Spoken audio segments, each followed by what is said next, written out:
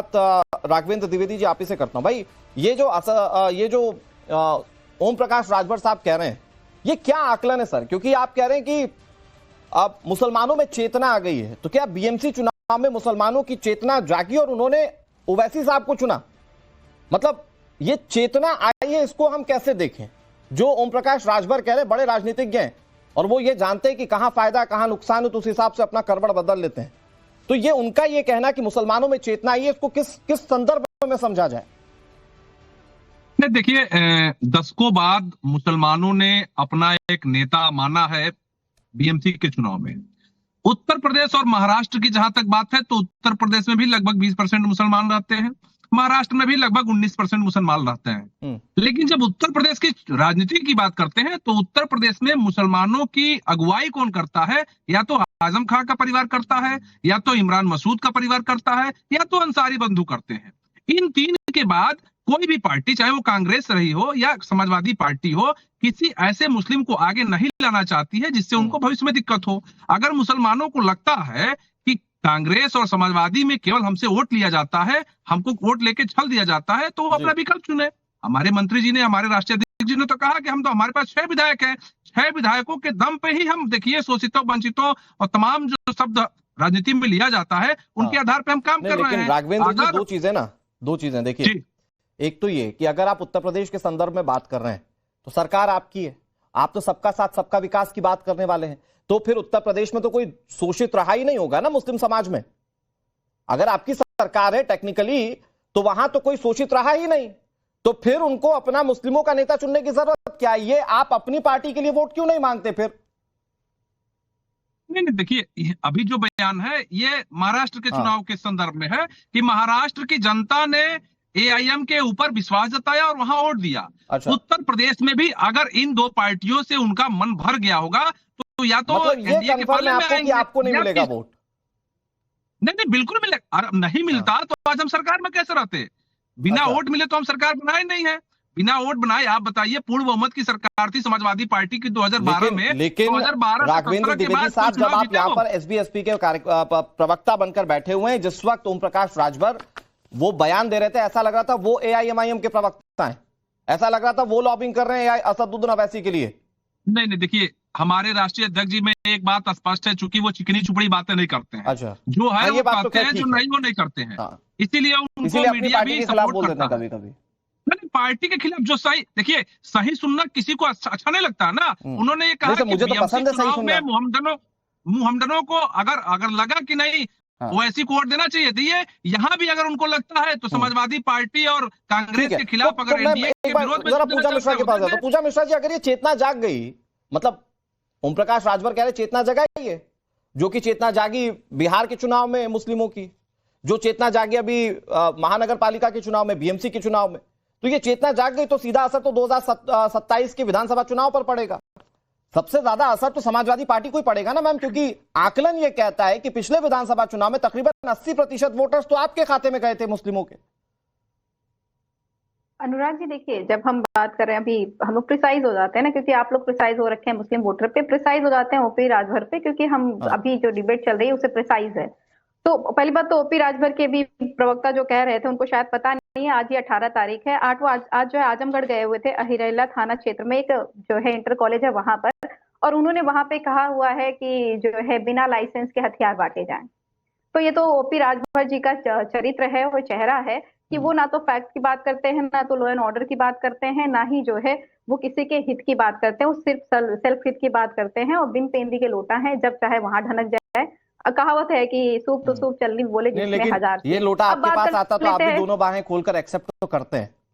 इस फैक्ट को तो आप भी झुठला नहीं ढनक जाए, मैं कह ही रही हूँ, हमने डिनाई कहा गया। मैंने पहले बोला कि हम प्रिसाइज हो जाते हैं, मैं प्रिसाइज इसीलिए नहीं, प्रिसाइज नहीं है, वोट बैंक की मजबूरी है साहब, क्योंकि वो राजभर वोट बैंक पर उनका अच्छा होल्ड है।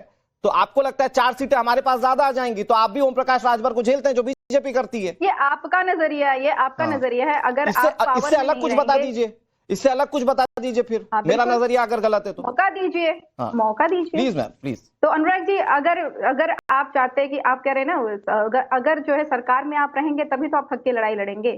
हम कह रहे हैं कि अगर सरकार में हमें 2 सीटें कम मिल रही है और अगर राजभर आकर के समर्थन करते हैं और हम लड़ पाते हैं हैं पिछड़ों के लिए भी, हालांकि राजभर जी नहीं लड़ते, वरना सरदार भर्ती, लेखपाल भर्ती, ये सारों में जो पिछड़ों का अधिकारों का हनन हुआ है उसके लिए लड़ रहे होते, पर इन्होंने नहीं लड़ा। ये कहते समाजवादी पार्टी के गुंडे हैं जो आकर के प्रोटेस्ट कर रहे होते छात्रों को।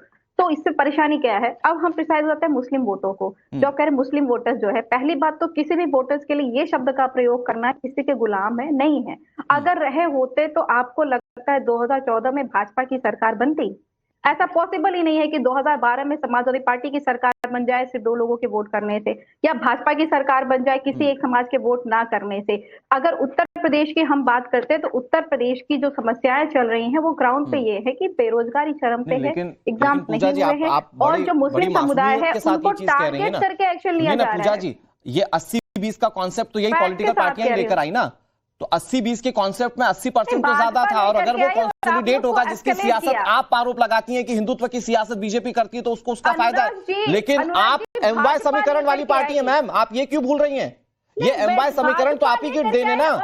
अभी भी आप पूरे देश में या पूरे राज्य में सबके वोट लेने की बात कहां करती हैं? आप बात करती हैं पीडीए की। अनुराग जी, ये आपका नजरिया, आपको लगता है समाजवादी पार्टी सबकी बात नहीं कर रही होती है?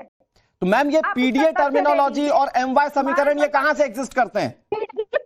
ये कौन लेकर आया? पीडीए की बात करते हैं हम। समाजवादी पार्टी पीडीए लेकर के आई हुई है, और पीडीए की बात डंके की चोट पर करते हैं, वो करते भी रहेंगे। आप चाहे बोले कि प्रोटेस्ट करने वाले समाजवादी पार्टी के गुंडे हैं, चाहे कुछ भी कह लीजिए, हम उनके अधिकारों की बात करेंगे, वरना लेखपाल में जो 1700 सीटें बढ़ाई गई पिछड़ों की, वो ना बढ़ाई जाती। चलिए, मोस्ट अवेटेड गेस्ट हमारे साथ जुड़ गए, आदिल हसन। आदिल भाई, बहुत बहुत स्वागत आपका। और संभवतः हमारे यहाँ जब हमारी editor in chief Navika Kumar बात कर रही थी तो शायद आप ही का जिक्र किया था कि आप बंगाल गए थे, आप ही थे, अगर तो प्लीज उसको कंफर्म कर दीजिएगा। खैर वो अलग बातें हैं, लेकिन आदिल भाई, ओवैसी साहब क्या वाकई में मुस्लिमों के बड़े नेता बनकर उभर रहे हैं?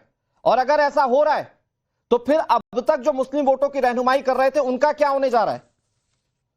ओवैसी साहब ने कभी दावा नहीं किया कि वो मुसलमानों के नेता हैं। ओवैसी साहब मजलूमों की आवाज हैं। ओवैसी साहब दलित, पिछड़ा, अति पिछड़ा, जिस भी बिरादरी के साथ नाइंसाफी हुई है उसकी आवाज है। सीमांचल में सिर्फ मुसलमान नहीं रहते हैं, सिर्फ 30-35% सिर्फ मुसलमान रहते हैं, हर बिरादरी के लोग रहते हैं। पहली बार 16 अगस्त 2015 को ओवैसी साहब गए थे, और आज सीमांचल को एक पहचान मिली। सीमांचल के मजलूमों की आवाज है, वहां के बाढ़ की समस्या, वहां की कटान की समस्या, वहां पे लोगों की बेरोजगारी, पलायन, हर मुद्दे को उन्होंने उठाया। आपने देखा कि सीमांचल को स्पेशल स्टेटस की मांग, पार्लियामेंट में बिल उन्होंने लाया, हाईकोर्ट बेंच की बात की, पूर्णिया हाईकोर्ट बेंच की बात की, मेडिकल कॉलेज बलरामपुर बारसोई हो, कटिहार हो, किशनगंज हो, अररिया हो, उसकी बात। जब भी सीमांचल में ज्यादती हुई, बिजली कांड बारसोई में हुआ था, 2 लोगों को मारा गया था, उसमें हिंदू भाई भी था, मुस्लिम भी भाई था, उसको बिजली की मांग पर मारा था। मांग किया था बिजली होनी चाहिए, 12 घंटा 8 घंटा रहती थी सिर्फ बिजली पर, उस पर गोली चलाया था पुलिस ने। अगर सबसे पहले आवाज उठी थी तो इसी दारुसलाम में उठी थी, बैरिस्टर। नहीं, आप सही कह रहे हैं आदिल भाई। आदिल भाई बहुत अच्छा बोले, बहुत अच्छा बोले। मैं ये कह रहा हूं कि देखिए, 2 फैक्ट तो आप नहीं भूल सकते ना। पहला तो ये कि अभी ये महानगर पालिका के चुनाव में ओवैसी साहब कह रहे थे कि आपको नेता चुनना होगा, नहीं तो बीजेपी की सरकार रही तो कल को आप स्कूल नहीं जा पाएंगे। ये डर तो ओवैसी साहब ही दिखा रहे थे। दूसरा, क्या इस ट्रेंड को पूरा देश नहीं जानता कि ओवैसी मुस्लिम बहुल सीटों पर ही अपने उम्मीदवार उतारते हैं? पूरे देश में फुल फ्लैश चुनाव आप लड़ते कहां हैं? आप तो उन सीटों को चिन्हित करते हैं जहां पर मुस्लिम वोटों की संख्या ज्यादा होती है और वहीं चुनाव लड़ते हैं। तो कैसे मुस्लिम वोटों की ठेकेदारी या रहनुमाई नहीं करते आप लोग? अनुराग भाई, पहली बात की बीजेपी ऐसी पार्टी है जो एक जम्मू कश्मीर में मेडिकल कॉलेज बंद होता है, उसमें जश्न मनाती है, 42 बच्चे मुसलमान हो जाते हैं। अब्दुल नासिर बैतूल में एक आदिवासी बहुल इलाके में स्कूल खोलता है, उसको मुसलमान मदरसा के नाम पर उस बुलडोजर कर दिया जाता है स्कूल को। आपने देखा मुस्लिम इलाकों में थाना खुलता है लेकिन हॉस्पिटल और स्कूल नहीं खुलता है। ये Sachar commission, Ranganath Mishra commission, Kundu commission, Mahmood Rahman report, Fatmi committee, ये आपके सामने है। ये कोई एमआईएम का रिपोर्ट नहीं है, भारत सरकार की। नहीं आदिल भाई, आप सारी बात ये कह रहे हैं, कौशल कांति जी सुन रहे हैं, मैं उनके पास भी जाऊंगा और इन सारी बातों का जवाब दूंगा।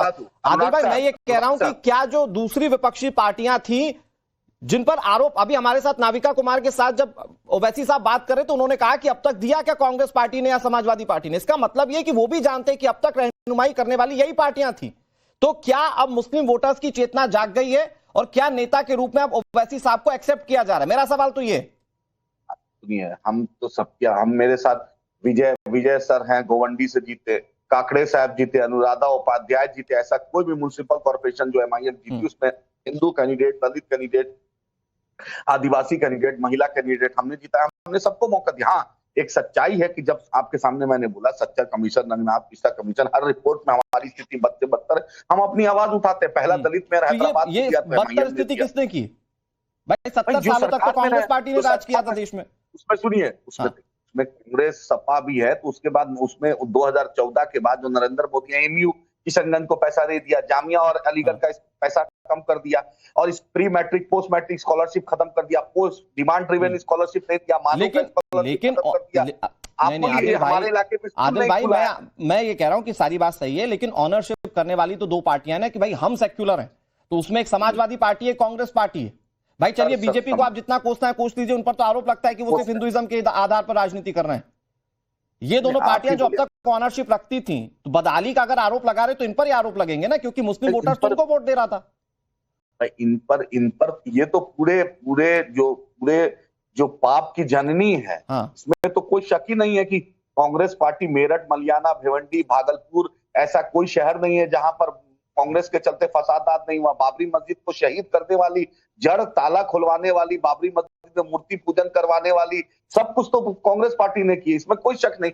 लेकिन भाजपा उससे आगे है, भाजपा उसी चीज को बढ़ाती है। आपने एक मुस्लिम एमपी मिनिस्टर नहीं है, एक पासमानदा की बात करते हैं, good question sir, Pasmanda minister MLA नहीं है, good question, you should ask this.